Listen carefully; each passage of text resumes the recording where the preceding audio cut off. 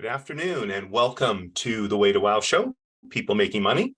I am your host, Kevin Bemmel, and we are here every Wednesday afternoon, 12:30 Pacific time, 3:30 Eastern time, and as we say, an hour in for Mountain and Central time. And we talk about all the various aspects of basically building wealth. I mean, when it comes right down to it, it takes money to live these days. We're not going to wander off into the forest with our trusty rifle and live off the land anymore. And so we need resources to live a life. And how much you need is really part of your definition of success. And so that's part of what we're here to talk about and come to understand each week. So sometimes we have guests who talk about their interesting ways of making a living. I've got some guests coming up, booked coming up in the next several weeks. Other times I talk about various topics that are relevant to gaining financial success. So, for example, last week I talked about two of the fastest ways to get started in your own business. And just to recap real quickly, you can go back and watch the whole show on our YouTube channel, The Way to Wow Show on YouTube. But there were two ways. One is to take an existing skill or interest or hobby that you already have and develop that into some kind of a business that will earn you money. And another is to become involved in some sort of licensed profession, whether it's real estate, financial services, insurance, whatever it is, building trades. All of these things give you a relatively low-cost way of getting started in your own business.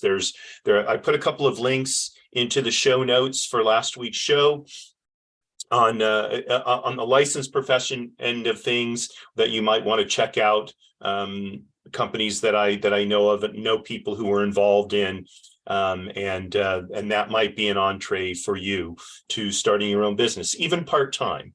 Okay, you don't necessarily have to start full-time. You don't have to give up your so-called day job in order to start your own business. You can start something part-time and then eventually take it full-time, hopefully.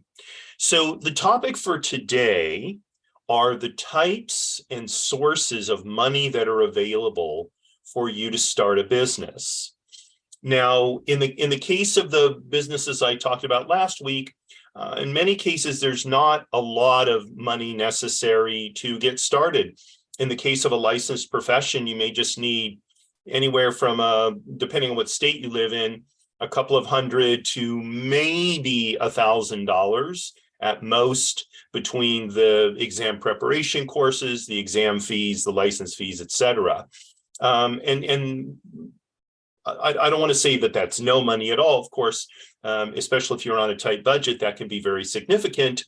But compared to starting something like a retail store where you need to rent a space, you need to build it out, you need to equip it, you need to get inventory, etc., these businesses are relatively low cost. Nonetheless, you may still need a source of capital in order to get started in them, or you may have your thoughts focused on another type of business that does require a larger capital investment. And so that's what I'm going to talk about today.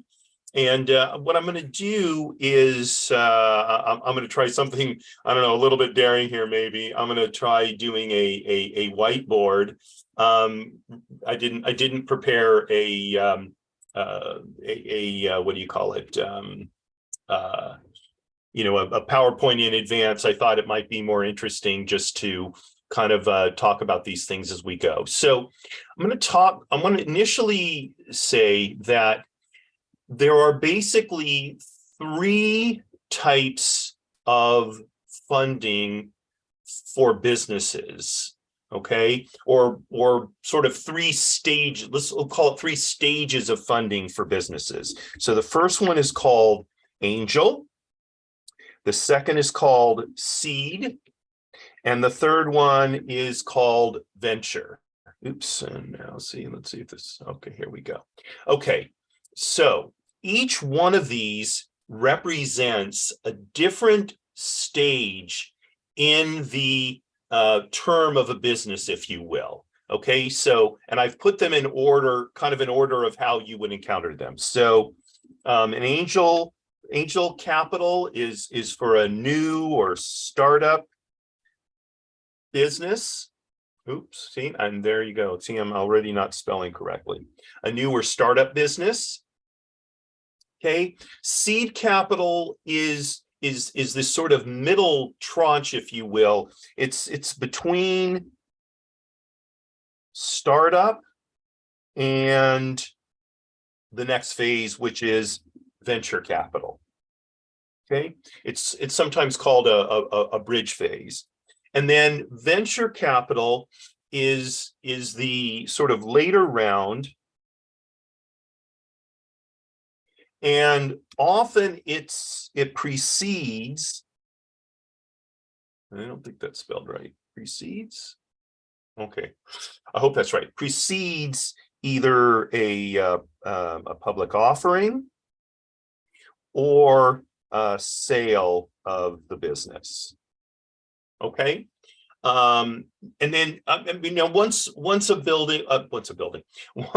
business is goes public, of course. So then that's a whole separate thing. I'm not going to get into raising money in the capital markets, in the public capital markets, things like initial public offerings and that kind of stuff. That's way down the road, and that's, maybe we'll talk about that at some point. But for our purposes, these are the three stages of capital that most business startups go through. Okay, so that's kind of one part of the puzzle here. Now, another part of the puzzle is sources. Okay, so sources can be family and friends. They can be banks and other lenders. Okay, and they can be sort of private sources, and I'll explain what I mean by that in a minute. Come on, extend. There you go. Okay, great. So in most cases, when you first start a business, and again, by the way, I put these kind of in order of the of how they're typically approached from a startup situation. So let's take a situation. Let's say you're going to start a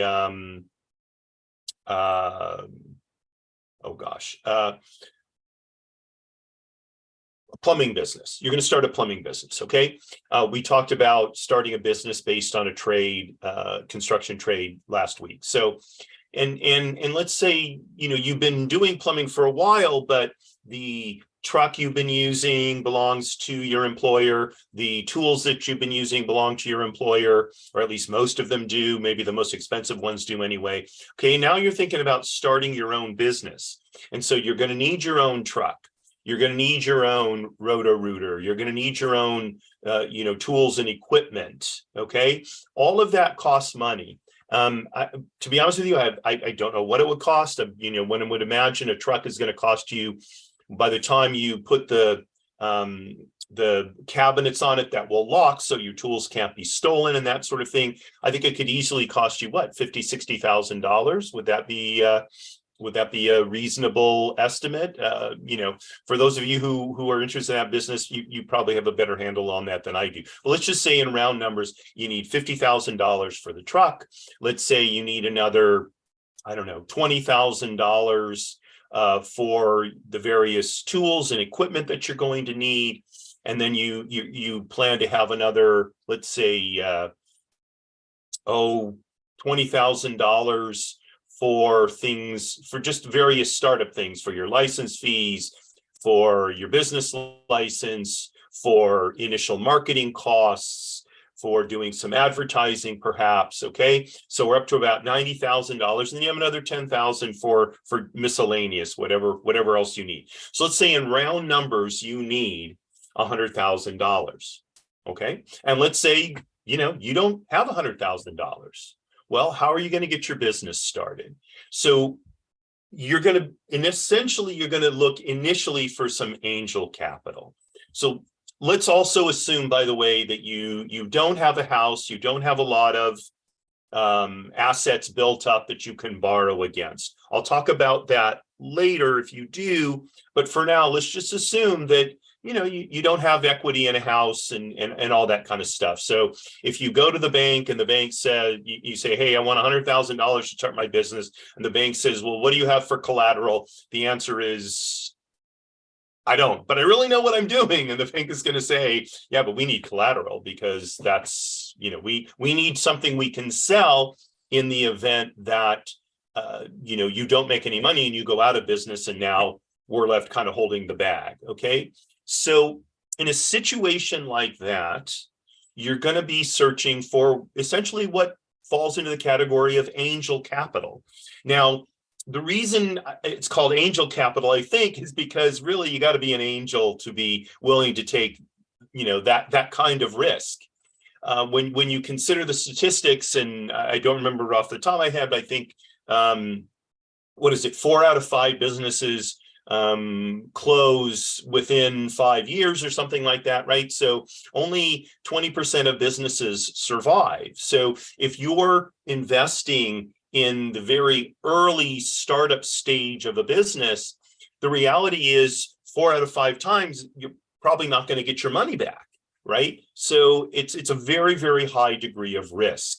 So that being the case, this is many times the hardest money to find, okay? And so when it comes to this sort of angel capital or startup capital, sometimes it's called, it usually comes from, first of all, family and friends and yourself. Presumably you're a friend of yourself. So if you have some money saved up in a bank or whatever, in a money market fund or whatever, wherever it is, that might be one source of startup funds. Another, as I mentioned, is family and friends. They know you well. They presumably trust you. And so they may be willing to support you as you go off on this venture, and they're willing to take the risk. And now, unless you come from a pretty extraordinary family, you're probably not going to find someone who's going to give you that whole $100,000 to get started, but you may be able to get $3,000 from this family member and a couple thousand from this friend, and maybe $5,000 from this other friend. And when you put it all together, you've got, 20 friends and family members, and all together, maybe you're able to raise about $50,000. That's not bad at all, by the way. Okay. So that would be a fairly typical way of raising startup funds. Another typical way, as frightening as this may sound, perhaps, is to use credit cards. Okay. Credit cards are an absolutely excellent way to start a small business. Okay. Now you may say, wait, the interest rate is so high. Yes, that's true. Most credit cards carry very high interest. On the other hand, if you really believe that you're going to make a success of the business, and then whatever interest you pay in the short term will get spread out over the whole length of the business, and it's not going to be that much relative to the amount of money you make in your business. Now, in my case, the first 2 or 3 businesses I started using credit cards. That's just what I did. And for the most part, I didn't even take cash advances there. I didn't have to do that. It's just whatever I needed to buy, I put on a credit card.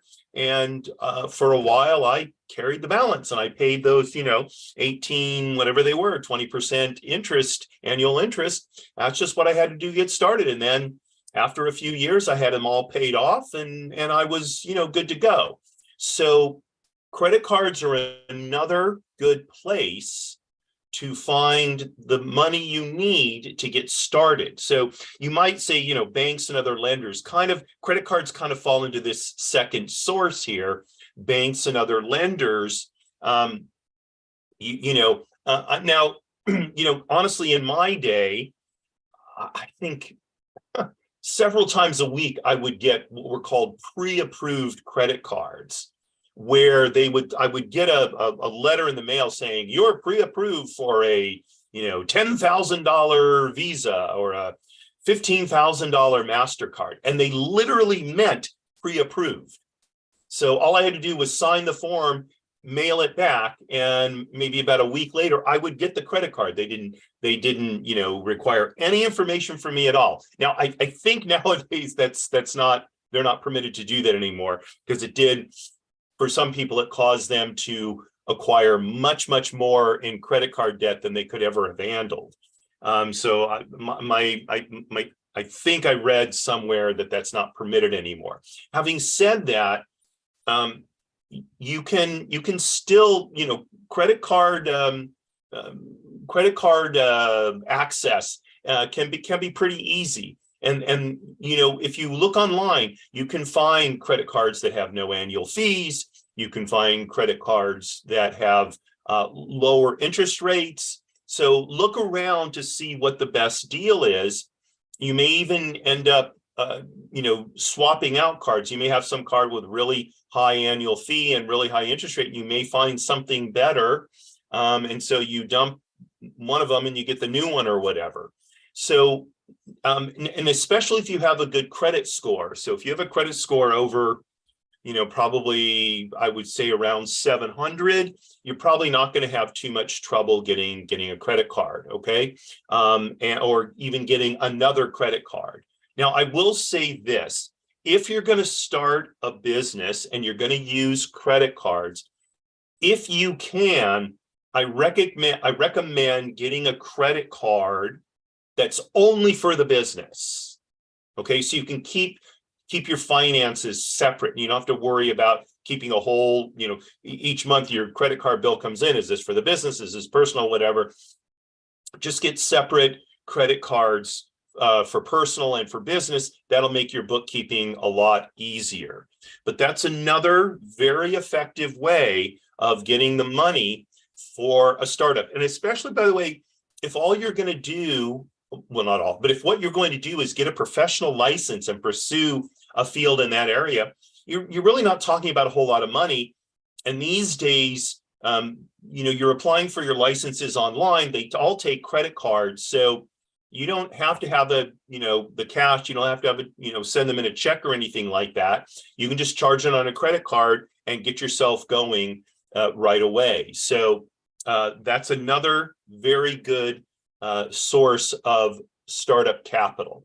And then, using our plumbing business example, so you need a truck. So, you could go buy a truck just like you would a car, right? You can finance it through the dealer, or maybe if you belong to a credit union. And I would say, by the way, that typically the best car loan deals are from credit unions. And it seems like pretty much anybody can get into a credit union these days. It used to be much harder because you had to belong to some organization that had a credit union. Now, there's so many credit unions. There's so many different ways to join them. If you've been in the military, you can join. You can get an account at a credit union. If you belong to any kind of professional organization, almost all of them have a credit union that they're affiliated with. So, and a lot of times with car loans, as long as you have a credit score at a certain level, that's all they really care about. So they'll approve you, based on your credit score. They're not going to require a whole lot of other documentation. So in the case of our plumbing business, if we're able to kind of pull together about $50,000 in angel investment from friends and family and ourselves, and then we can go buy our truck, and we buy that with a vehicle loan, Well, so there we are. We're in. We've got the money that we need, and we're on our way to having the equipment that we need to start the business as well.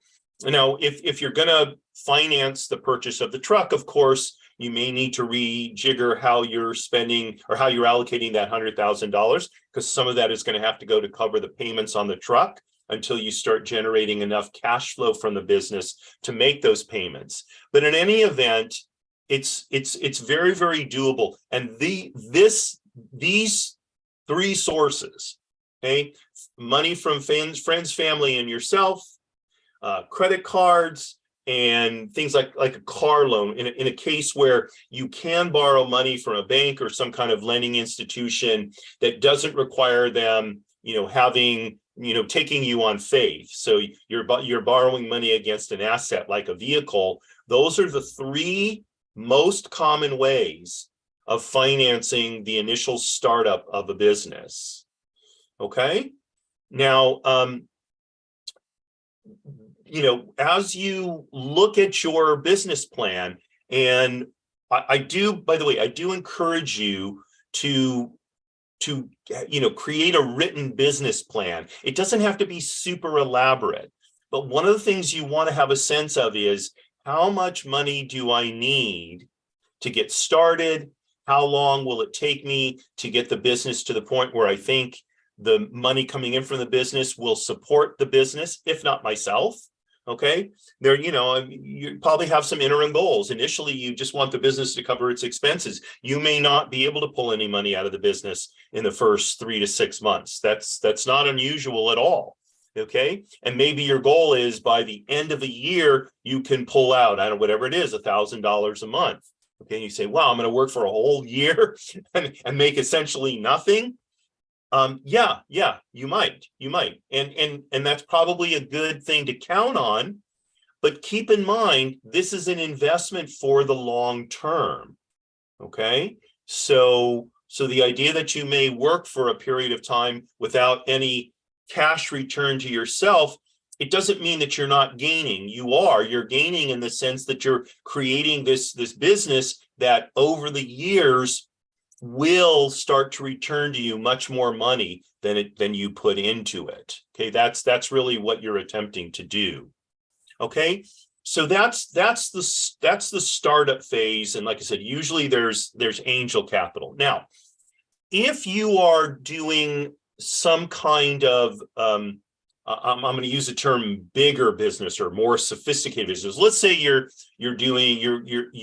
got an idea for a medical device, or you have some sort of technology platform idea, or you have some sort of new food idea, or something like that, right? And it's going to take time to develop the product, build it, even if it's building it, in cyberspace, and all of that. So your the startup phase could easily last for a couple of years. Okay, in those kind of businesses, okay, there are what are called angel capital investors out there, and they specialize in investing in startups. Okay, I'm involved with a group like that called Tech Coast Angels, and every other, well, not every other, but two Wednesdays a month,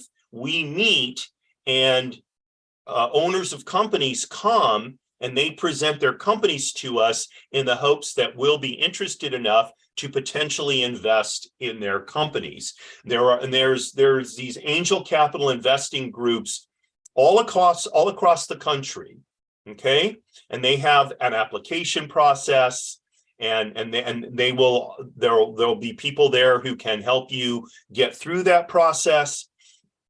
There's usually a pre-screening process. If you make it through the pre-screen, then there's a screening process. If you make it through that, then there's a due diligence period where your business will really be thoroughly investigated.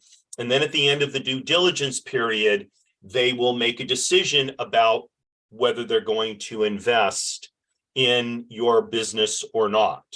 Okay, now their expectations of return are very, very high because they're doing this as a business. These are professional angel investors. Okay, this isn't like your friends and family who, if they invest a couple of $1,000s in what you're doing and in the end they lose it, it's like, yeah, but it was for a good cause because it was for my nephew or it was for my, child or whatever.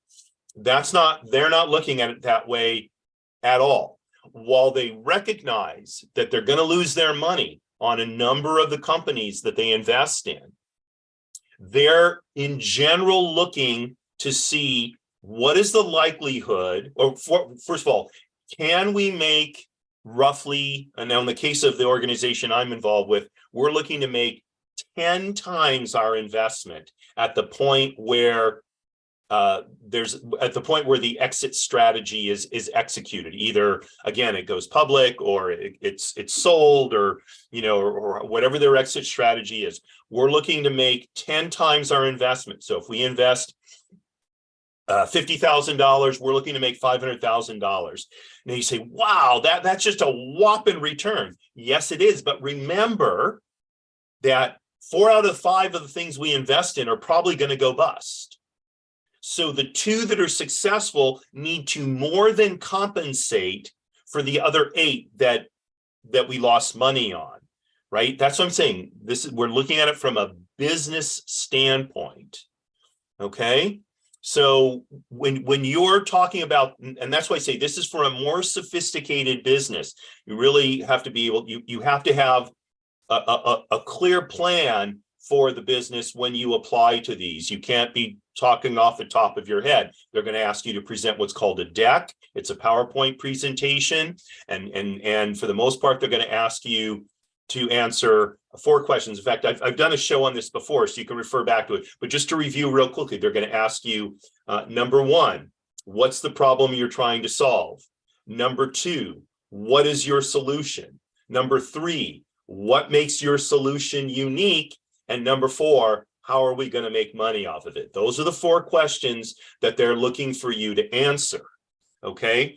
And it can be a pretty tough process. I will say, well, I know some people have gone through it and I'm never doing that again. That's a complete waste of time. I get it that, they have other avenues they feel they can take. But for many people who go through it, it really helps them clarify their thinking. And if they make it through successfully, that's really something. And if they don't make it through successfully, many times they've gotten some good information that they can use when they talk to future prospective investors, so that they can make a more effective presentation, they can refine their plans, et cetera, et cetera, et cetera. So, okay, so that's what I talk about in sort of private sources.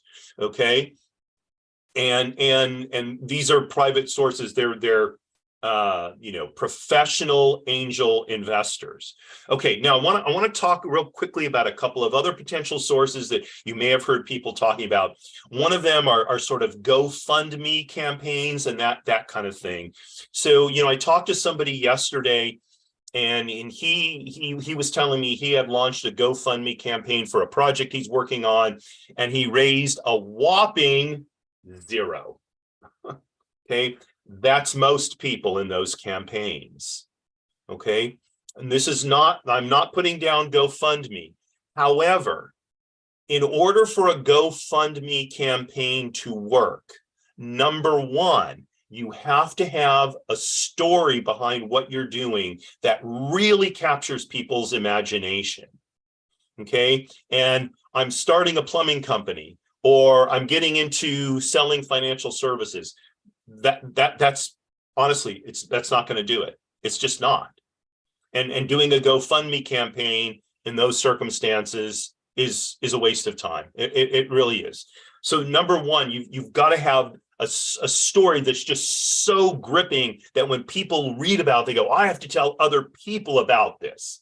That's how you get, that's one of the factors in getting the momentum going in a GoFundMe campaign type raise.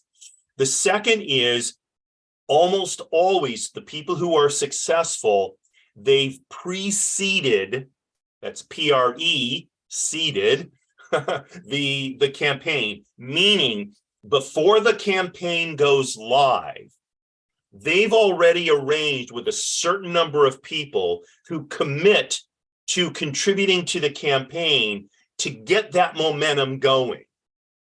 Okay. And that's another factor in this working is people have to see, oh, wow, other people are already investing. So if you're getting like one investment on a Monday and then Thursday, another one, and then the following Tuesday, there's no momentum there. Okay. So what you want to do is pretty carefully choreograph people investing in it. So it creates this snowball effect. Okay. Without those two factors, a very compelling story and preceding your raise, it's very unlikely that your GoFundMe campaign is going to go anywhere. And again, this is I'm not putting down GoFundMe. They do a lot of good work and all of that, but just when you talk about successful campaigns, those are two of the crucial aspects. Okay, there are others, and this is not. I'm not going to talk about all the ins and outs of doing a GoFundMe campaign today, but I just want to make you aware. If those two elements aren't there, for the most part, that's not a viable source of funding for you. Okay. And there was one other one that was in the back of my head that I now dropped. But the reality is in starting up a business, the most likely places you're going to find money are yourself, family, friends, credit cards, and then some kind of loan from a financial institution if it's backed by an asset. And then if you have a sophisticated business, you might look to tap into some professional angel investors. Okay, so that is the angel capital round. That's to get you going. That may get you through the first 12 months. It may get you through the first 18 months, maybe even 2 years. It really depends on what type of business you're starting, how long that angel period may be. Okay, so that's angel investing. Now, if you're starting a small business, like a small service business or plumbing business, probably that startup funding is really all you're going to need. Okay. You're not going to go on to further rounds of funding because you're going to fund the expansion of the business through the income that it generates. Okay. For my real estate company that I had before I joined the Navy, that's what I did. Once I used my credit cards to get the business started and I got it kind of up and running, is for the first couple of years, I took pretty much all the money that I didn't need for bare living expenses, and I put it back into the business to help it grow. Okay. And that's where your ongoing, you might call it working capital, is most likely to come from. Now, if you're dealing with a more sophisticated business, let's say you've come up with some kind of medical device, or you have an idea for a medical device that you either you're going to invent, or maybe you have a colleague or a friend who's got a fantastic idea. Okay, so you'll get your angel capital, and hopefully that'll get you to the point where you've got your device built. Maybe you've even been able to do some initial sales of the device to get some sense of market acceptability for your business. Okay, and now you're not ready for prime time, as they say. The venture capitalists, they're not going to look at you yet. Okay, but you're beyond the angel stage. That's the seed stage. It's that in between. Okay, and it's seed money to, in essence, help you grow to the point where you get to your A round of venture capital is usually the first round of venture capital. Okay, so seed capital generally will come from the same places as angel capital. Okay, so people who lend angel capital oftentimes lend seed, or not lend, I shouldn't say lend, that's a bad term. People who make angel capital investments oftentimes make seed capital investments as well. Again, the group I'm involved with, although we're called Tech Coast Angels, we do seed capital investments as well. Okay, and the idea with a seed capital round is you've shown a certain amount of success with the business, and you have a much clearer time frame as to when you're going to be able to get to your first venture capital round. And so you can quantify how much money you need for this interim period. Okay, maybe it's 6 months, maybe it's 12 months, maybe it's 18 months, probably not much longer than that. Okay, and it's really that seed round is to get you to the point where venture capitalists are going to be interested in what you're doing. Okay, now again, you may go to family and friends, although this time you've got actually something real to present to them. Okay, so if you're going to be doing a seed capital round, even if your angel capital raise was pretty informal, by the time you get to a seed capital round, you're going to be needing to put together what's called a deck. A deck is a presentation that I mentioned earlier in the show. And it's really going to get down, well, it's not going to get down into the real nitty gritty, but it's going to get down to answering those 4 central questions in a substantial way. And it's going to show that the business is viable. Okay, that's what you're showing is success is more likely than not, in essence. Okay, you're going to tell us that story. Okay, and at that point, even friends and family may be willing to make a bigger financial commitment to what you're doing, because now it's much more solid. There's a real business there, and so they're making more of a business decision than an emotional decision of helping you out because they know you, love you, whatever. Okay, in terms of seed round capital, again, unless you have some sort of asset heavy business, you're probably not going to find much ability to raise money through banks and other lenders. Now, there is an exception. If your business, let's say you're doing some kind of manufacturing business, and what happens is you get an order for whatever it is you're selling, and you've got, let's say, 30 days to deliver that order. Okay, so then you may be able to go to what's called a factor. So a factor will take that purchase order, which is a promise to pay by your customer, and lend you money against that purchase order so that you can buy the raw materials and or pay for the labor that you need to manufacture it, knowing that once it's manufactured and delivered, the customer is going to pay. Okay, the factor is going to get the money that they lent you, and you're going to keep the profit. Okay, now there is, of course, a charge for that. There's an interest rate they charge on factoring, and it's not cheap, although it's cheaper than credit cards, frankly. Okay, but through factors and or what are sometimes called credit companies, asset-based lenders, they're all kind of part of the same business lending world.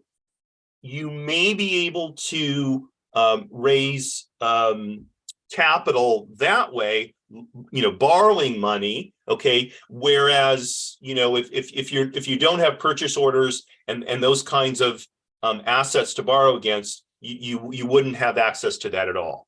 Okay, and then you have private sources. There are I think I mentioned this at the beginning. In general, I'm not aware of any companies that lend only seed capital.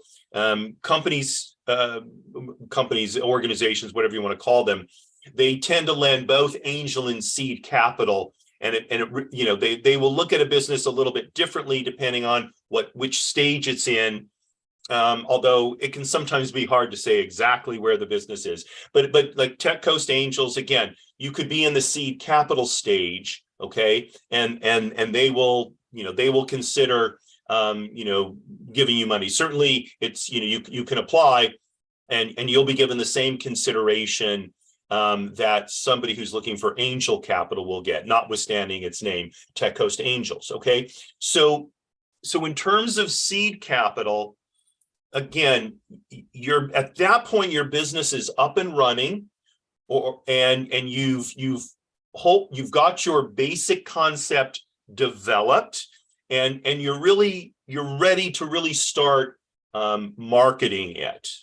Okay, that's the seed capital round. Okay, and then at that point, once you've been marketing it for a while, you've gotten some market acceptance, maybe you've got some relatively decent clients, and now you're really looking to sort of take off. That's where the venture capital comes in. Okay, now, by the way, sometimes you will hear the word venture capital used in a very general sense that covers, all three of these: angel, seed, and venture capital. I'm using it in the specific sense of venture capitalists generally are looking for businesses that they've got their product or concept already developed, they've gotten some market acceptance, and now they're looking to get on a growth trajectory.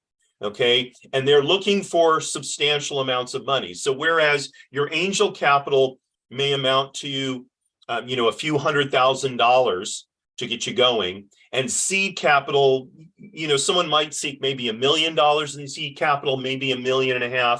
Generally with venture capital, you're looking minimally at raising several $1 million, if not more. Now it depends on which round, A, B, or C you're in. A is generally the first round, maybe a few $1 million. B is going to second round, it's going to be maybe more like 10 million or above, and then C even larger than that. So God willing, you'll get to those later rounds. By the time you get to venture capital, okay, you have to have certain things in place. Number one, you have got to have a CEO who knows how to talk to venture capitalists.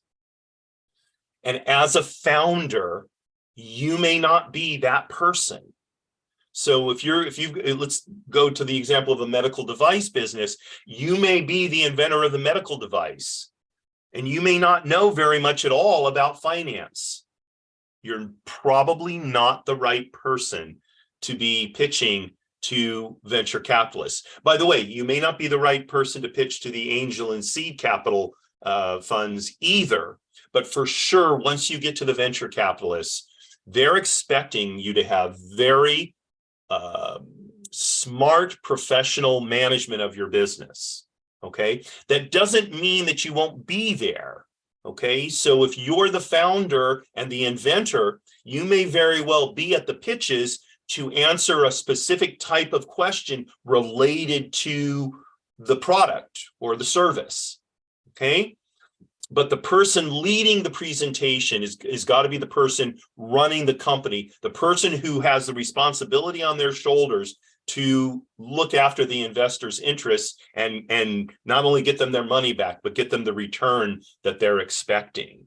Okay, so while as you move through the angel, seed, and venture capital ranks, if you will, you want to be building your team to an ever more sophisticated level, because hopefully you're going to get to that venture capital round where the quality of the people that you're that are in your business are really stellar. Okay, and that will make the difference. So a number of the pitches that we see at Tech Coast Angel, the person will start out by introducing himself or herself, and they'll say, I've had 10 startups. I've had successful exits on 4 of them. 2 of them were public offerings, and the other 2 we sold out to larger companies, or whatever it is. They quickly, in the first minute, sum up the success they've had in the business world.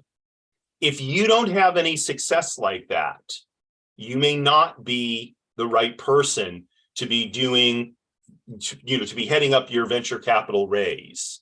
Okay, I'm not saying you are not, I'm saying you may not be. If you choose to, even though you lack experience, if you choose to lead the venture capital raise, I would highly recommend you get some very, very solid input on how to deal with that process. If you've never been, especially if you've never been through it, it can be pretty daunting, and the questions you can get can be very pointed. Nobody's trying to be mean to you or anything like that, but if a company is considering investing, let's say $5 million in your venture, that's a lot of money. Even for people who are worth $100 million, $5 million is a lot of money. It's 5% of their net worth. And their questions are going to be very pointed, and they're expecting you to be able to respond to them. Okay. Now, by the way, that doesn't mean you can't say, gee, I don't have the answer to that question. I'll get it for you. There may be times when the question is just something you didn't anticipate. You're always better off saying, I don't know, but I'll get you the information, than making something up. Because if you make something up that turns out to be wrong, that's it. You're done. Okay. And if you do that enough times, the word will get around. This guy's a, BSer, and that's it. You're done. Okay. And that's one of the reasons why having experience doing this can be so important, because even the best people can get caught off guard. There was something, for whatever reason, it just, in all the preparatory sessions, it just didn't get addressed. And the person has to be very comfortable saying, hey, you know what? That's a great question. We haven't looked at that yet. So rather than answer you off the top of my head, let me go back to my people and we'll get you an answer by the end of the day, or we'll get you an answer tomorrow, whatever you think it's going to take. Obviously, don't say we'll get you an answer next week. That's too long. Okay. So, as you go through these different levels of capital raising, the expectations about the sophistication of you, your team, your business, its structure, all of that increases. I know I'm going down because I've got angel, seed, venture. Maybe I should have gone angel, seed, venture that way. The level of sophistication has to increase as you progress through your business. Okay. Now, going back to our plumbing business, that process is going to happen the longer you're in business. Because the more you're in business, the more things you're going to learn, okay? And just by the process of being in business, you are going to become a more sophisticated business person than you were when you started out, okay? And that's good. The difference is you're in the business yourself. You don't have a lot of outside investors. So if you make a mistake, hey, no big deal. Hopefully you're the only one who's affected by it, or maybe you and one client or customer. Okay. Where you have investors, if you make a mistake, now that mistake can impact all of your investors as well as the people working for the company. Okay. And that's why the level of sophistication of knowledge, of experience increases as you go up the funding levels. Okay. Let's see. One other thing I wanted to mention. You get these thoughts that go through your head as you're giving it. Okay. Well, it's okay. Probably not important. And I assure you, I'm not radioactive. Thank you, Steve Martin, for those of you who know that reference. So let's just take a minute and review real quickly what we covered here in the last. It's been. Almost 50 minutes. Okay. So 3 levels of capital raising: angel or startup capital, seed capital, kind of that middle layer that bridges you to your venture capital funding. Okay. And for a relatively simple business, you're probably just going to need some angel or startup funding, and then you will fund the growth of the business through its income. But for a more sophisticated or complex business, so you're probably going to look to go through all 3 rounds: angel, seed, and venture capital. Okay. And then you have the sources of funds. Okay. And I keep saying self. I'm gonna put that in there. Let's see if I can get it in. Yep, there we go. Okay, so self. There you go. I couldn't even.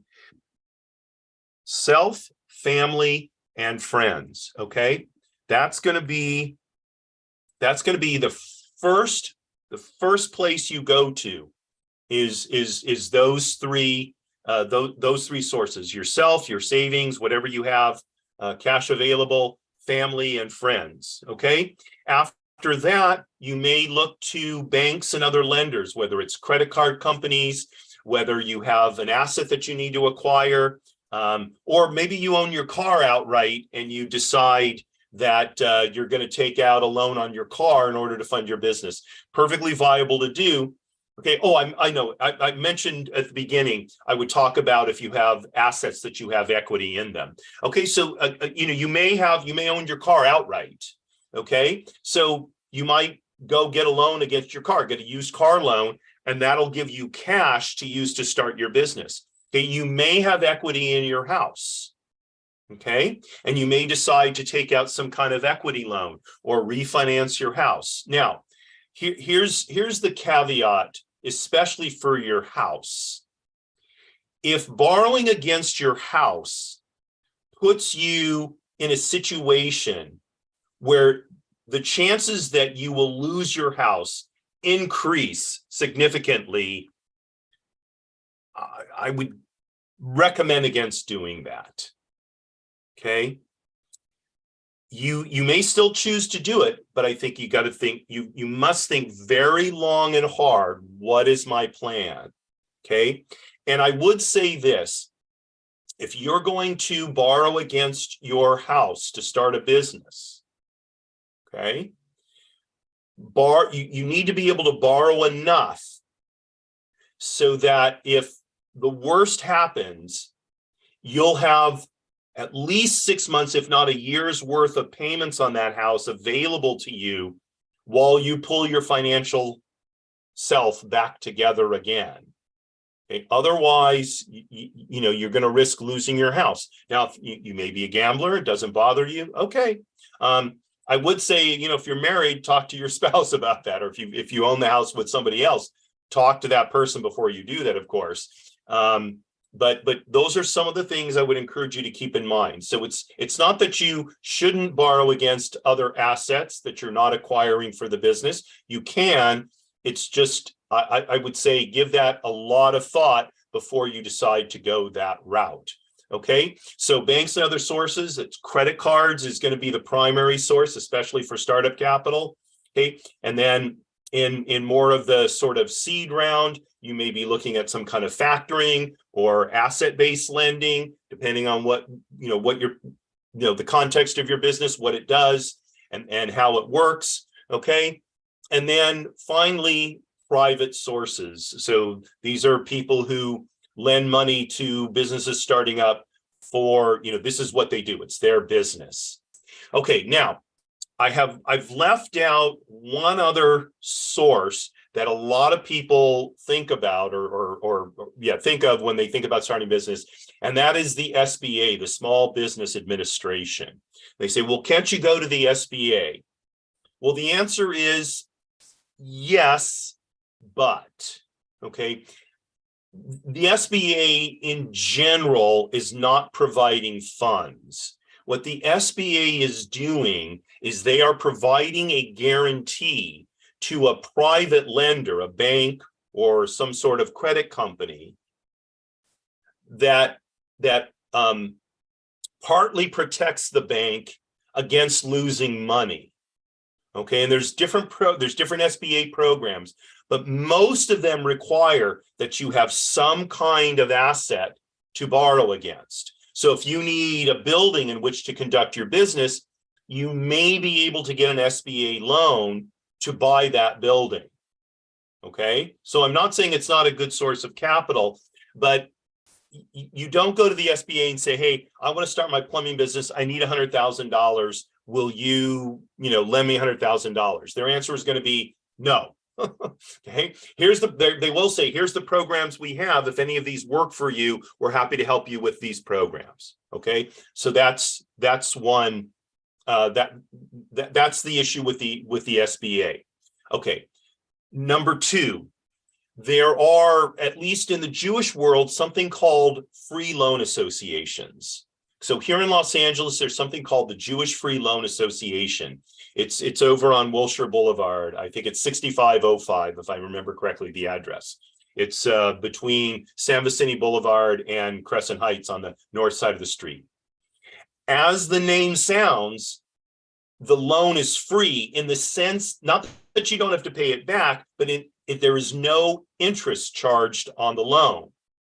And I know the Jewish Free Loan of Los Angeles has a small business lending program. When I was involved with it, and this is quite a number of years ago now, I believe the loan limit was $10,000. It may be higher now. Okay, so if you are going to start a small business like we talked about last week, based on a professional license or something like that, that may be a source. And although it's the Jewish Free Loan Association, many Jewish free loans, or sometimes they're called Hebrew free loans, lend on a non-sectarian basis, meaning you don't have to be Jewish to borrow money there. So if you have a free loan association in your community, I encourage you to either check them out, check out their website, or give them a call. The worst thing they'll tell you is, no, we don't have a non-sectarian program. Or if you're Jewish, then that's not an issue. But if you're not, like I said, the worst they can tell you is, thank you for calling, but we don't have a small business program, and or we have one, but it's only available to Jewish people. Okay, so there you go. You spent 10 minutes of your time, against which the likelihood is, if they do have a small business program, they lend on a non-sectarian basis, and that may be a real source of capital for you, and it's interest-free. That's one of the best parts. Okay, and also they tend to work with their borrowers. Okay, so if the worst case happens and things don't go as well as you thought, they're going to work with you. Okay, generally speaking, they don't foreclose the way a traditional bank would. Okay, so that's another possibility. Finally, there are organizations out there that provide grants for starting certain types of businesses. Sometimes they're based on your status, i.e., you're a veteran. Sometimes they're based on income status, i.e., low income. Sometimes they're based on gender, woman, whatever. Sometimes they're based on race. I encourage you to check them out, because these can be another excellent place to find. It's typically not a lot of money, but it can be enough to get you going, okay, so that you're not having to borrow off your credit cards, okay? And if you get a grant of, let's say, $1,000 to start out being a real estate agent, maybe that's all that it's going to take, because you're going to start out part-time. You just need to get licensed and a few dollars to get some to get a website built and that kind of thing, or whatever it is. So that may be all you need. So I encourage you to look around for those kind of sources as well. Okay. In the show notes, I will put links to some of the types of resources that I've mentioned during today's show. I hope you enjoyed it. Hope you find it useful. Got to wrap things up here in about a minute and a half. So I just want to remind you, we're here every Wednesday, 12:30 p.m. Pacific time, 3:30 p.m. Eastern time, an hour in for Mountain and Central time. And if you think you would be a good guest, or someone you think would be an interesting guest for the Way to Wow show, People Making Money, please let me know.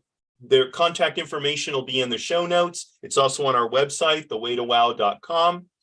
And there was one other thing I was going to say, and I don't remember what it is. And so I will close by saying, as I always do, to my dear friend up in heaven, Marie, you are my belle. Thank you very, very much for watching, and we'll see you next week.